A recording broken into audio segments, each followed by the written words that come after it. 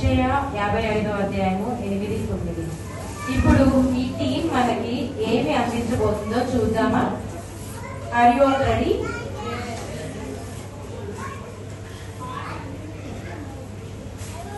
ఒకప్పుడు ఒక కొండ శిఖరంపై 3 చిన్న చెట్లు ఉండేవి. అవి పెద్దవిగా పెరిగినప్పుడు ఏమవ్వాలనుకుంటున్నాయో కలలు కనేవి. మొదటి చెట్టు, నేను నిధిని పట్టుకోవాలనుకుంటున్నాను. బంగారంతో కప్పబడి విలువైన రత్నాలతో నిండిపోవాలి. ప్రపంచంలోనే అతి అందమైన నిధి పెట్టెను నేను అవ్వాలి. రెండవ చెట్టు, నేను మహాసముద్రాలను దాటుతూ శక్తివంతమైన రాజులను మోసుకెళ్ళాలి. ప్రపంచంలోనే అతి బలమైన నౌకగా నేను అవ్వాలి. మూడవ చెట్టు, నేను ఈ కొండ శిఖరాన్ని ఎప్పటికీ వదిలి వెళ్ళదలుచుకోలేదు. నేను అంత ఎత్తుగా పెరగాలి. జనులు నన్ను చూసి ఆగినప్పుడు వారి చూపు పరలోకానికి లేచి దేవుని గురించి ఆలోచించాలి. ప్రపంచంలోనే అతి ఎత్తైన చెట్టుని నేను అవుతాను. సంవత్సరాలు గడిచాయి. వర్షం వచ్చింది. సూర్యుడు ప్రకాశించాడు. చిన్న చెట్లు పెద్దవిగా పెరిగాయి. ఒకరోజు ఒక కట్టెలవాడు కొండపైకి ఎక్కాడు.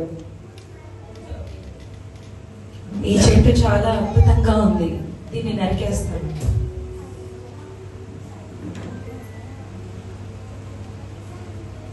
ఈ చెట్టు చాలా ఎత్తుగా ఉంది, దీన్ని కూడా నరికేస్తాను.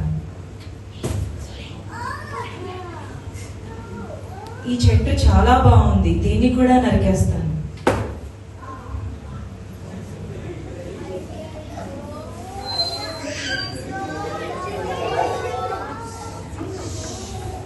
మొదటి చెట్టు కట్టెలవాడు దానిని కర్మాగారానికి తీసుకువెళ్ళినప్పుడు ఆనందించింది. కానీ ఆ మనిషి దాన్ని జంతువులకు గడ్డి పెట్టే సాధారణ పెట్టెగా మార్చాడు. రెండవ చెట్టు కట్టెలవాడు దానిని ఓడ కర్మాగారానికి తీసుకువెళ్ళినప్పుడు చిరునవ్వు చిందించింది. కానీ అది మహానౌక కాదు, ఒక సాధారణ చేపల పడవగా మారింది. మూడవ చెట్టు గందరగోళానికి గురైంది. ఎందుకంటే కట్టెలవాడు దాన్ని బలమైన కఠిన దిమ్మలుగా నెరికివేసి కట్టెల గోదాములో వదిలేశాడు. సంవత్సరాలు గడిచాయి. చెట్లు తమ కలలను మర్చిపోయాయి. ఒక రోజు ఒక మనిషి మరియు స్త్రీ గోదాములోనికి వచ్చారు.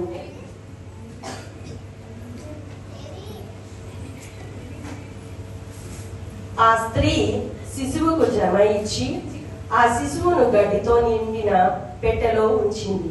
అది మొదటి చెట్టు. ఆ చెట్టు ఈ సంఘటన మహిమను, ఆ శిశువు గౌరవాన్ని అనుభవించింది. అది తెలుసుకుంది, తాను పట్టుకున్నది యుగ యుగాలనిది అద్భుతమైన బహుమతి.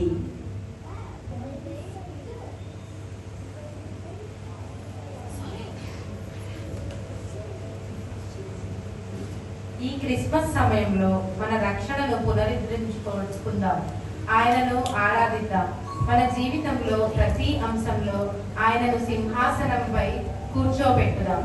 ఒక సాయంత్రం అలసిన ప్రయాణికుడు మరియు స్నేహితులు పాత చేపల పడవలో చేరారు. ప్రయాణికుడు నిద్రపోయాడు. రెండవ చెట్టు సరస్సులో ప్రయాణించింది.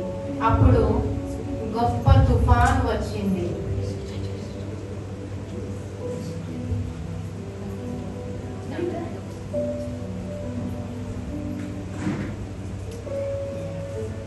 బోధకుడా, పోచున్నాము, నీకు చింత లేదా?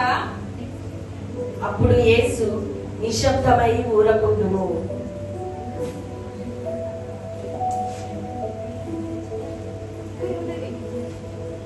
ఇతడు ఎవరు? గాలి అలలు కూడా ఆయనకు విధేయత చూపుతున్నాయి. రెండవ చెట్టు తెలుసుకుంది, తాను సృష్టికర్త రాజును మోస్తోంది. ప్రతి తుఫానును శాంతింపజేయగలుగుతుంది. ఈ పండుగ కాలంలో మన విశ్వాసం పెరగాలి.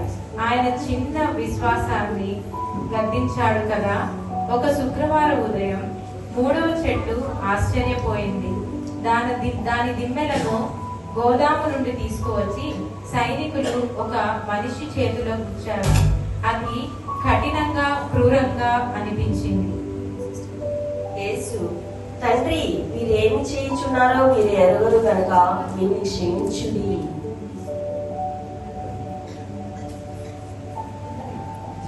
ఆయన మన వేదనను భరించాడు, మన బాధను మోసాడు, మన దోషాలకై గాయపడెను, మన ఆజ్ఞలకై నలిగెను. మనకు శాంతి కలిగించే శిక్ష అతని మీద పడెను, అతని గాయములతో మేము స్వస్థత పొందితిమి. ఇది మేంజరు, కాపర్ల లేదా జ్ఞానుల గురించి కాదు, సిలువ గురించి. క్రిస్మస్ అంటే క్షమించడం, సంబంధాలు పునరుద్ధరించడం.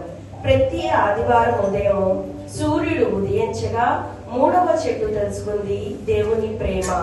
ప్రతి దాన్ని మార్చింది, మన్నాన్ని కూడా. క్రీస్తు రెండవ రాక మొదటి రాకడికి సమీపంలో ఉంది. ఆయన రాజాది రాజుగా వస్తాడు. ప్రతి కన్నీటిని చుక్కను తుడిచివేస్తాడు. ఇదే క్రిస్మస్ ఆశ, శాశ్వత జీవితం. యేసు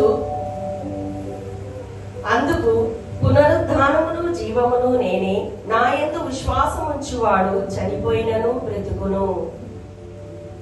పవిత్రాత్మ మనల్ని కుచ్చెదారుడి ప్రేమ గల చేతుల్లో అప్పగించును. ఆయన చిత్త ప్రకారం మలుచును, దహించును. తద్వారా మనం యజమాని ఉపయోగానికి తగిన వారమవుతాము. ఎందుకంటే ఆయన మన జీవితాలకు గొప్ప యోచన, ఉద్దేశం కలిగి ఉన్నాడు. ఆయన మార్గాలు సన్నవి అయినప్పటికీ ఎల్లప్పుడూ ఉత్తమమైనవి.